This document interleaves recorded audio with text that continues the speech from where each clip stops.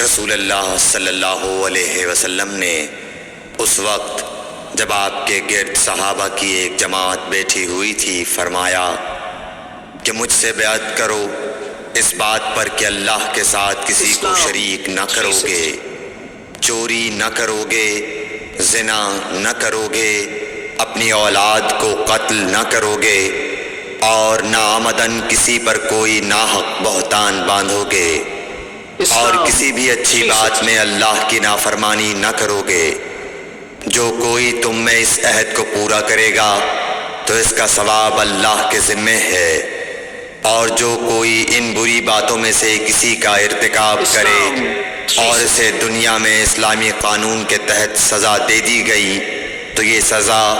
اس کے گناہوں کے لیے بدلہ ہو جائے گی، اور جو کوئی ان میں سے کسی بات میں مبتلا ہو گیا اور اللہ نے اس کے گناہ کو چھپا لیا تو پھر اس کا معاملہ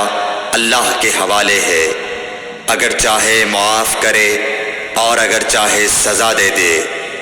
عبادہ کہتے ہیں کہ پھر ہم سب نے ان سب باتوں پر آپ صلی اللہ علیہ وسلم سے بیعت کر لی۔ صحیح بخاری حدیث نمبر 18۔ اللہ علیہ وآلہ وسلم نے فرمایا جب جنتی جنت میں اور دوزخی دوزخ میں داخل ہو جائیں گے، اللہ پاک فرمائے گا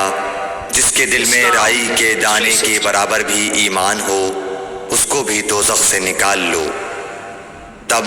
ایسے لوگ دوزخ سے نکال لیے جائیں گے اور وہ جل کر کوئلے کی طرح سیاہ ہو چکے ہوں گے، پھر زندگی کی نہر میں یا بارش کے پانی میں ڈالے جائیں گے۔ اس وقت وہ دانے کی طرح اگائیں گے جس طرح ندی کے کنارے دانے اگاتے ہیں۔ کیا تم نے نہیں دیکھا کہ دانہ زردی مائل پیچ در پیچ نکلتا ہے؟ صحیح بخاری حدیث نمبر 22۔